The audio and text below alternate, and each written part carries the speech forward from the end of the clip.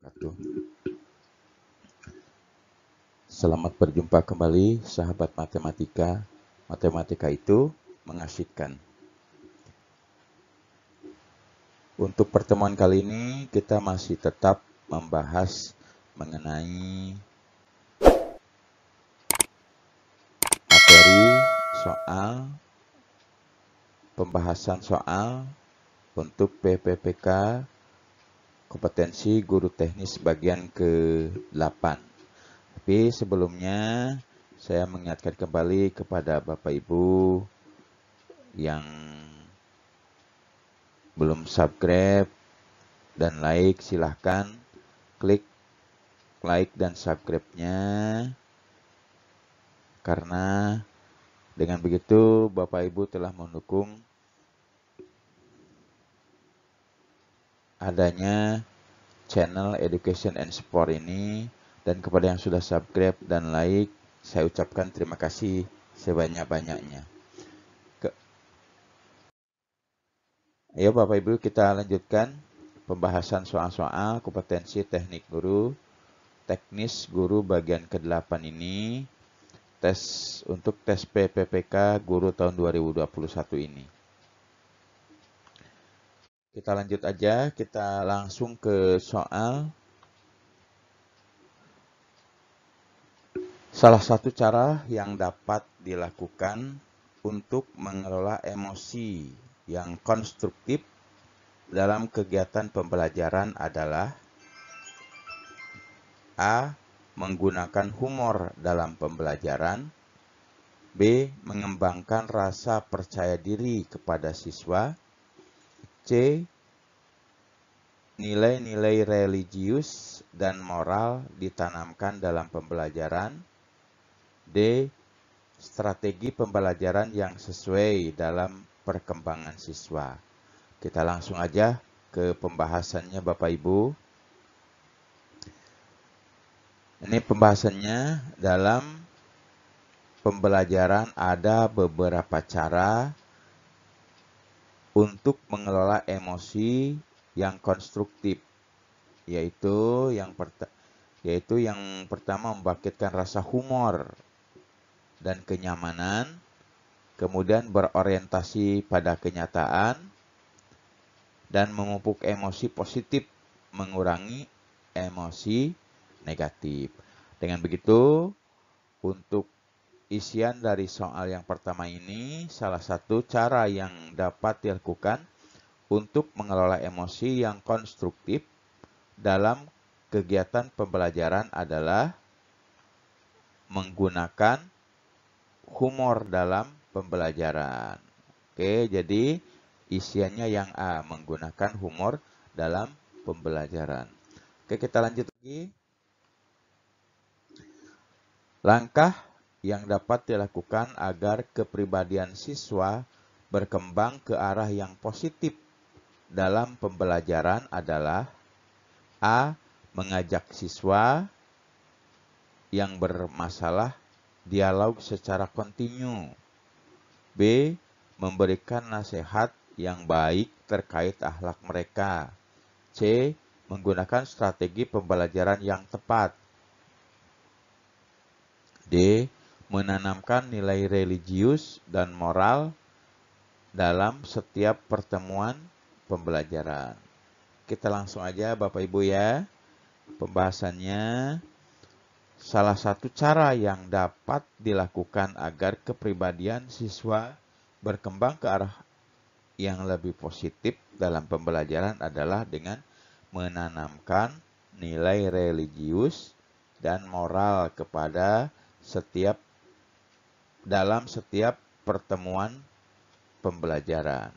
Berarti isian yang tepat untuk soal di atas adalah yang D ya.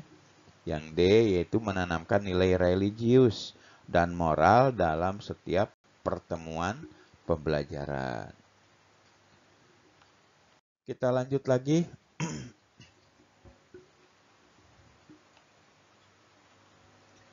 Usia anak SMP dalam hal perkembangan spiritual menurut Fowler berada pada tahap A.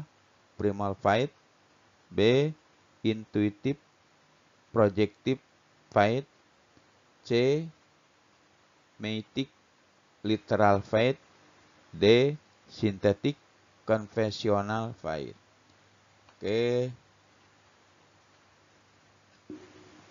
pembahasannya menurut Fowler, perkembangan spiritual manusia terdapat 7 tahapan. Tahapan pada usia 12 tahun sampai masa akhir remaja atau masa awal dewasa adalah usia anak SMP, yaitu sintetik konvensional fight.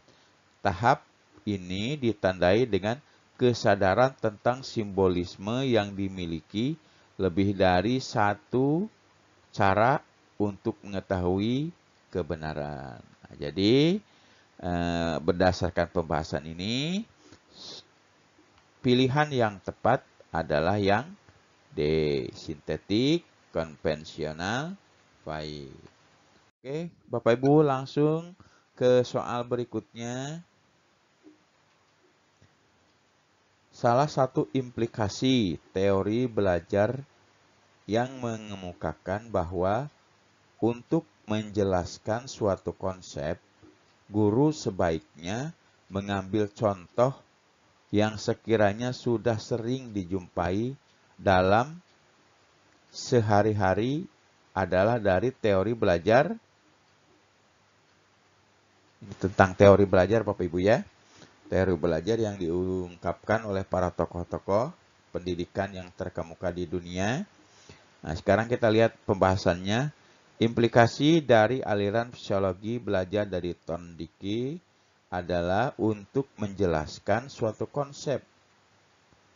Guru dapat mengambil contoh yang sering dijumpai dalam kehidupan sehari-hari. Siswa diberikan metode pemberian tugas dan latihan, hierarkis, penyusunan komposisi materi dalam kurikulum perlu diperhatikan.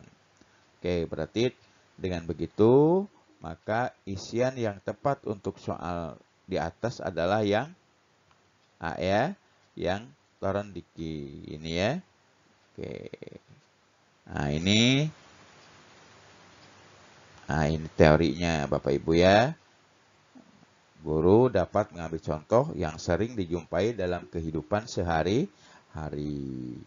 Oke, kita lanjut. Hasil belajar harus segera diberitahukan, jangan ditunda.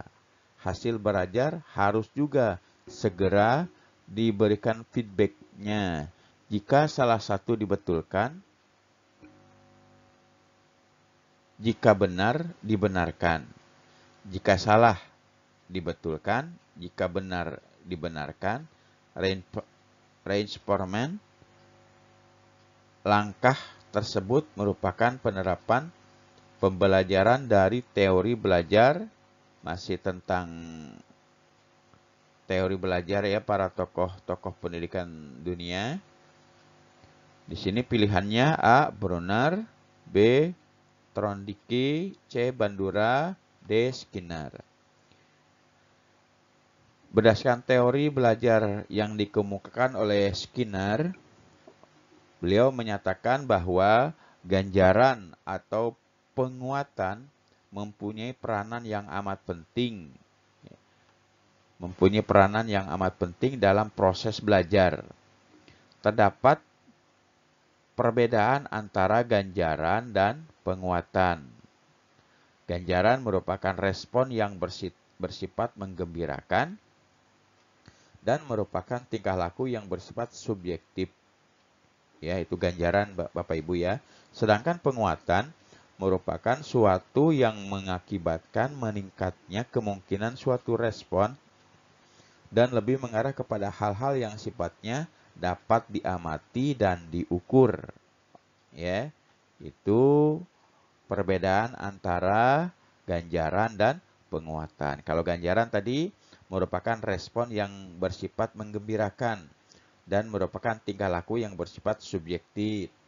Tapi kalau penguatan sesuatu yang mengakibatkan meningkatnya kemungkinan atau respon dan lebih mengarah kepada hal-hal yang sifatnya dapat diamati dan diukur. Berarti ini sesuai dengan tokoh yang diinikan oleh Skinner ya, oleh Skinner. Hasil belajar yang diungkapkan oleh Skinner. Berarti isiannya yang tepat adalah yang D ya, Bapak Ibu ya. Oke, kita lanjut lagi ke soal berikutnya. Salah satu teori belajar yang menyatakan dalam menjadikan objek ada 3 tahap, yakni N-aktif, ikonik, dan simbolik, adalah teori yang diungkapkan oleh Trondicki, Brunner, Ausubel, dan Skinner. Kita lihat pembahasannya. Cara yang dapat dilakukan untuk menyajikan objek menurut Brunner, nah ini berdasarkan Brunner berarti Bapak Ibu ya, adalah tahap, ini tahap bukan tahan nih, tahap N-aktif, tahap ikonik, dan tahap simbolik. Sebenarnya kita sudah bisa langsung mengetahui dari sini Bapak Ibu ya. Tapi kita lanjutkan apa itu pengertian dari N-aktif.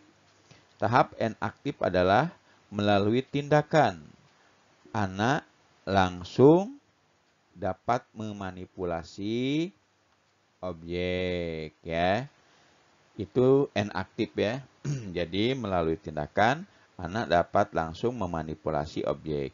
Kemudian untuk tahap ikonik adalah cara penyajian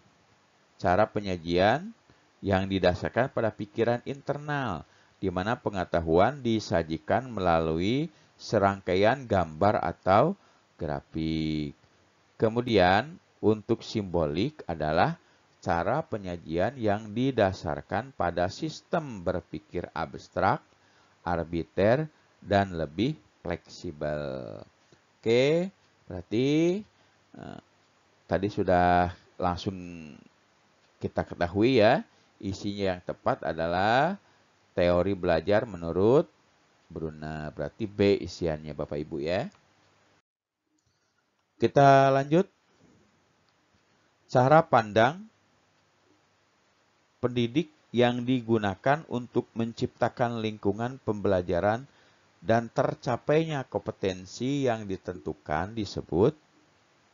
Oke, berarti ini pilihannya A. Model pembelajaran, B. Strategi pembelajaran, C.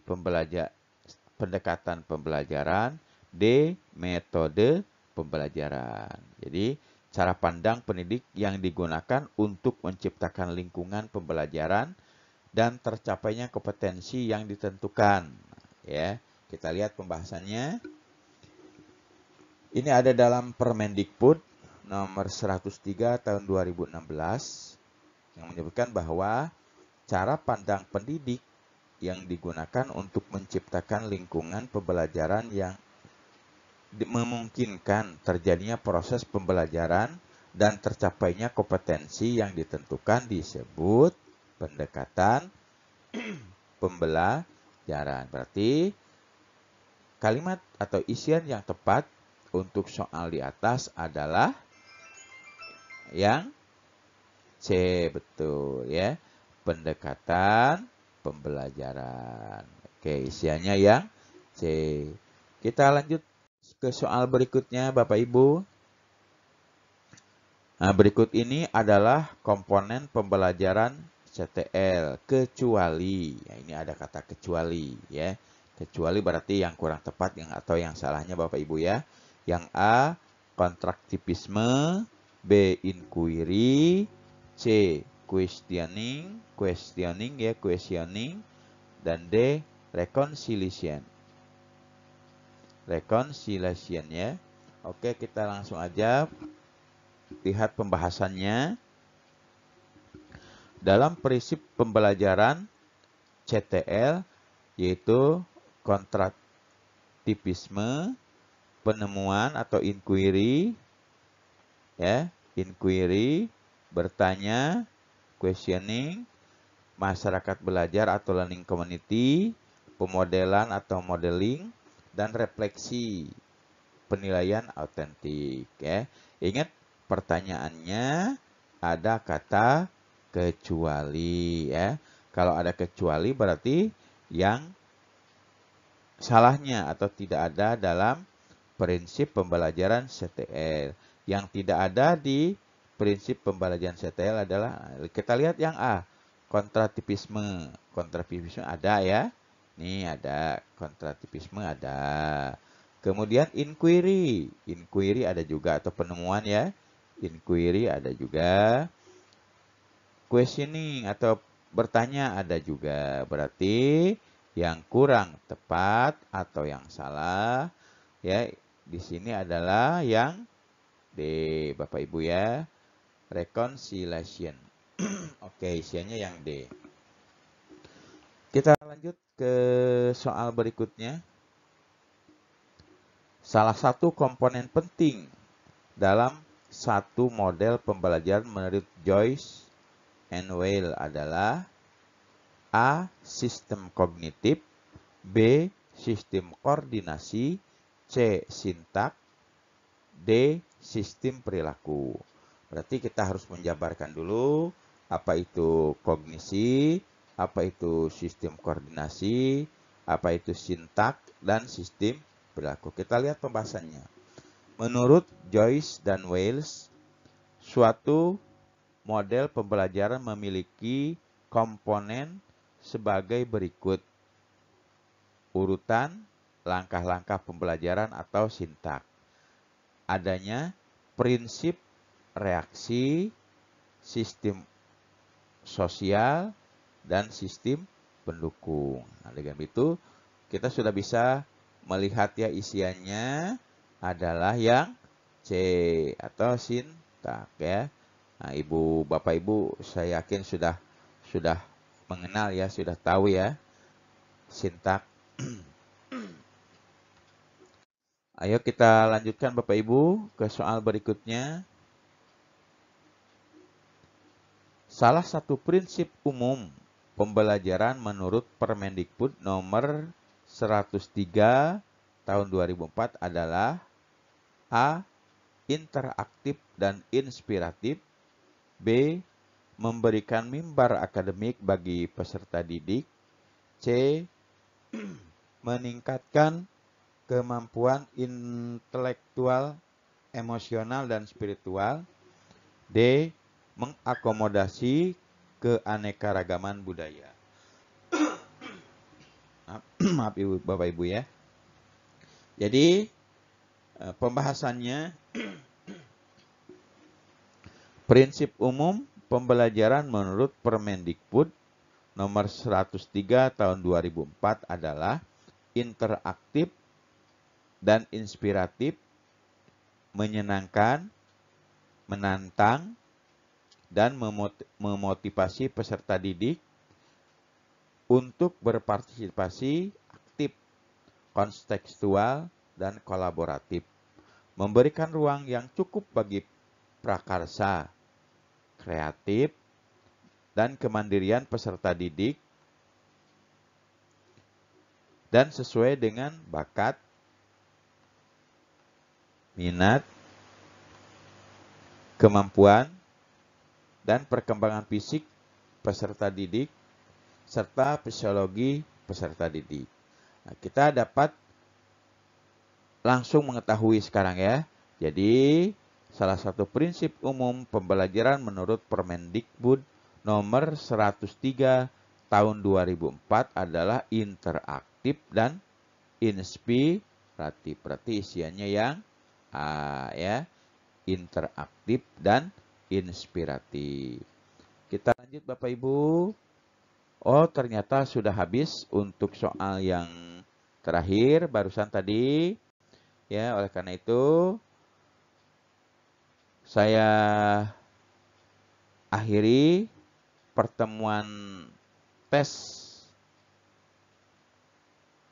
ya, pembahasan soal-soal untuk tes PPPK bagian ke-8 Bapak Ibu ya. Ini sebenarnya bagian ke-8. Bagian ke-8 Semoga bermanfaat bagi Bapak Ibu. Silahkan Bapak Ibu ulang-ulang video ini. Bapak Ibu pause dulu, perhatikan dulu kalimatnya ya agar lebih paham lagi, karena kalau video ini kan istilahnya ada waktunya. Jadi untuk mengulang-ulang Ibu bisa lebih lebih pemahaman Ibu insya Allah akan lebih dalam lagi. Sebelum saya akhiri, saya mengingatkan kepada Bapak Ibu, jangan lupa klik like and subscribe-nya, kemudian tekan loncengnya agar tidak ketinggalan video pembahasan soal-soal kompetensi teknis guru untuk tes PPK bagian ke-9. Yang sudah like, subscribe, dan menekan loncengnya, saya ucapkan terima kasih, karena inilah adalah suatu bentuk penghargaan Bapak Ibu kepada channel kami. Yang belum subscribe, saya doakan semoga mudah-mudahan cepat melakukan subscribe and like-nya ya.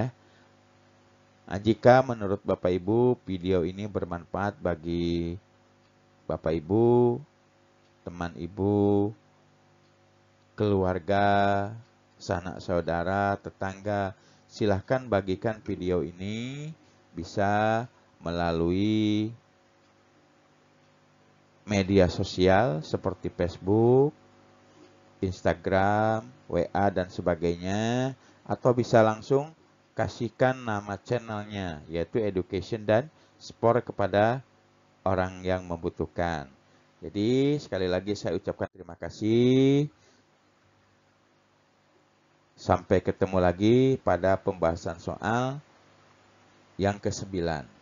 Wabillahi taufiq wal hidayah. Wassalamualaikum warahmatullahi wabarakatuh.